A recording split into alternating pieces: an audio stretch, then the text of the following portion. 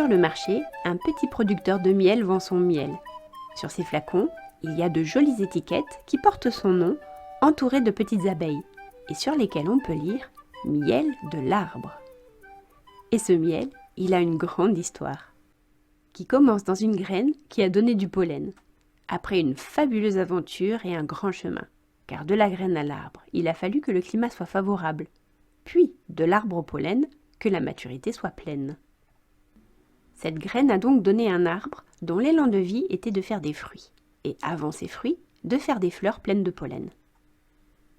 Et il faut parfois plusieurs saisons avant que la sève ne monte suffisamment dans ses branches pour faire ses fleurs, et quelques saisons d'entraînement de plus avant que ces fleurs ne soient réellement pollinisatrices. Parce qu'il va devoir rencontrer son écosystème, cet arbre, et les bons insectes. Être suffisamment visible, vu et connu dans ce jardin pour pouvoir offrir ce pollen à la pollinisation. Il va falloir construire de grandes branches qui à la fois attrapent le soleil et sont visibles. Alors seulement la danse de la vie pourra prendre place et cet arbre réaliser pleinement sa mission d'arbre. Produire du pollen qui pollinise, produire de beaux fruits nourriciers, de belles graines à partager, de l'air à renouveler, des feuilles et des fruits à composter. Honoré par les insectes, l'air et le vent, il va pouvoir offrir à l'écosystème, à son tour, sa part d'ombre, sa part d'air, sa part de compost. Sa part de renouvellement du cycle. Et, si les saisons sont favorables, si son écosystème s'y prête, transformer, peut-être, son petit précaré en un endroit suffisamment fertile pour devenir un jardin nourricier. Mais, que se passerait-il si une ruche particulièrement gourmande venait à piller et s'approprier le pollen de cet arbre? Bien sûr, ces abeilles pourraient penser que tout va bien, que tout est équilibré, car ce pollen prélevé, qui va leur servir à faire du miel, aura voyagé sur leurs pattes, vers d'autres fleurs. Elles pourraient penser, avec naïveté, qu'elles aident l'arbre à réaliser sa mission de vie. Mais voilà, si cet arbre se trouve dépossédé de son pollen, c'est l'ensemble de son cycle qui va être perturbé. Les autres insectes pollinisateurs ne viendront plus le visiter. Il ne pourra plus faire de la même façon ses fleurs, ses fruits et son compost. Il devra produire plus, beaucoup plus, pour maintenir son équilibre, jusqu'à s'en épuiser. Faire à nouveau des branches plus grandes face à cet écosystème gourmand, et donc tirer encore plus de sève, et attendre que la saison soit à nouveau favorable, avant de pouvoir produire à nouveau du pollen.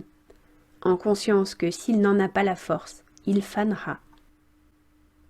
Ou alors, il peut aussi construire une barrière et conditionner l'accès à sa ressource pour réguler l'usage de son pollen. Mais dans un cas comme dans l'autre, il devra mettre un coup d'arrêt à son élan et faire quelque chose qui n'appartient pas à son cycle naturel, apprendre à produire en masse ou produire du bois destiné à faire des barrières.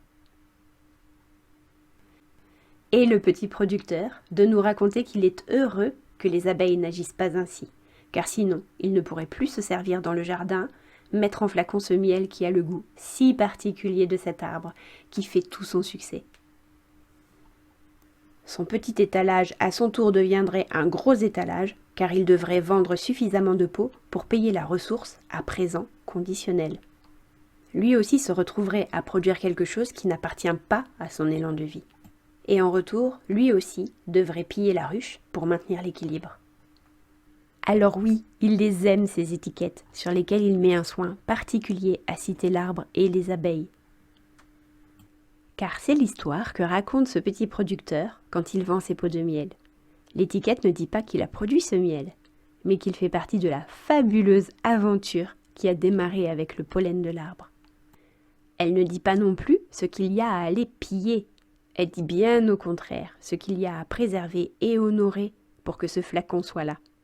Et que, s'il n'a qu'un petit étalage, c'est justement pour en prendre soin et que ça reste possible pour lui, pour l'arbre, pour l'abeille, d'être encore là la saison prochaine, à faire leur travail qu'ils aiment et qui les nourrissent, à s'enrichir les uns les autres.